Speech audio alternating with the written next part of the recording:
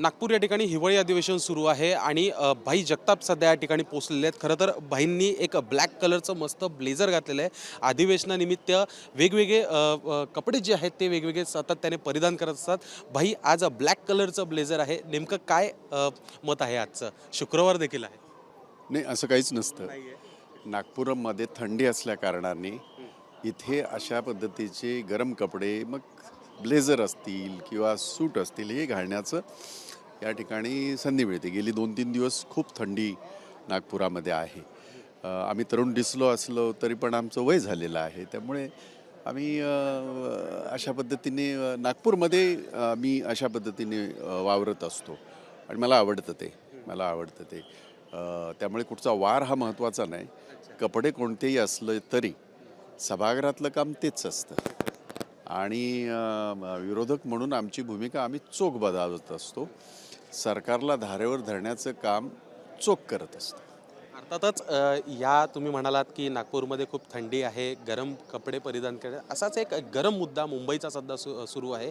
एकनाथ शिंदे यांनी 20 ते 25 हजार घरांना ओसी देण्याचं ठरवलेलं आहे।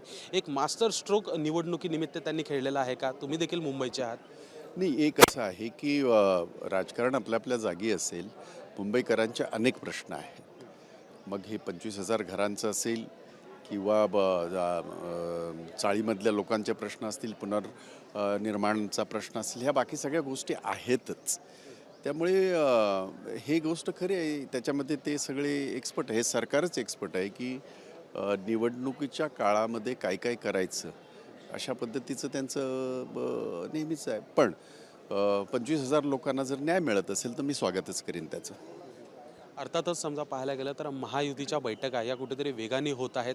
कुठेतरी गरम वातावरण महायुतीचं झालं होतं आणि अशातच या नागपूरच्या गुलाबी थंडीने थंड देखील होताना दिसून येत आहेत। पण मात्र सूत्रांकडून अशी माहिती मिळत आहे की मुंबई महानगरपालिकेच्या निवडणुकीमध्ये महायुतीमधनं जे आहेत राष्ट्रवादी अजित पवार गटाला बाजूला ठेवणार आहेत। कुठेतरी नवाब मलिक यांचा मुद्दा जो आहे तो कुठेतरी अडचण होत आहे, असं एक सगळ्या आमदारांचं मुंबईच्या महायुतीचं मत आहे। नाही, मला माहीत नाही, कारण महायुतीमध्ये मी नाही आहे। आम्ही असू तर महाआघाडीत आम्ही आहोत, त्यामुळे मुंबईच्या बाबतीमध्ये त्यांच्या बैठका होत असतील किंवा त्या थंड होत असतील याची मला माहिती नाही आहे। पण एवढं नक्की की आता मुंबईची प्रक्रिया सुरू झालेली आहे, त्यामुळे प्रत्येक पक्ष आपला आपला आपलं अस्तित्व मुंबईमध्ये इस्टॅब्लिश करण्यासाठी, प्रस्थापित करण्यासाठी प्रयत्न करणार। काय चुकीचं काहीच नाही त्याच्यात। अर्थातच महाविकास आघाडीमध्ये राज ठाकरे मनसे आले पाहिजे का, याच्यावर आपलं वैयक्तिक मत काय? नाही, आम्ही याच्या अगोदरही सांगितलेलं आहे की महाविकास आघाडी ही काँग्रेस, उद्धवजींची शिवसेना, समाजवादी, पवारसाहेबांचं पक्ष, RPI, अशीच ही महाविकास आघाडी होती। त्यामुळे महाविकास आघाडी असंच म्हणतोय मी। एक शेवटचा प्रश्न, भारतीय कामगार कर्मचारी महासंघ असेल किंवा मग आपला लोकांपर्यंत पोच हा खूप मोठा आहे।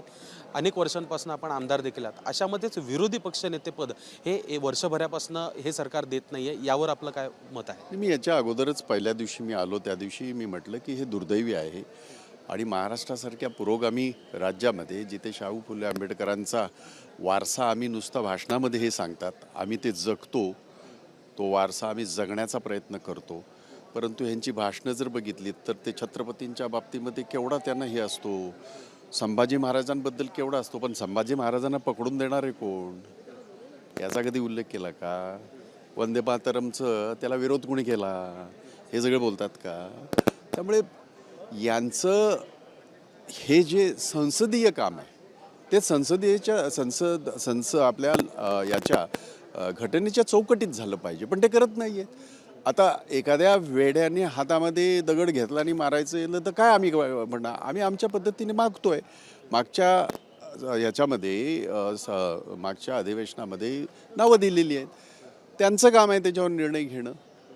त्यामुळे हे दुर्दैवी आहे, महाराष्ट्रासारख्या राज्यामध्ये विरोधी पक्ष नेत्याच्या विरहित कामकाज चाललंय। म्हणजे हे कितपत योग्य आहे ते घटनेचे आहेत भाषणं करणारे बरेच, त्यांना विचारा माझ्यापेक्षा। थँक्यू.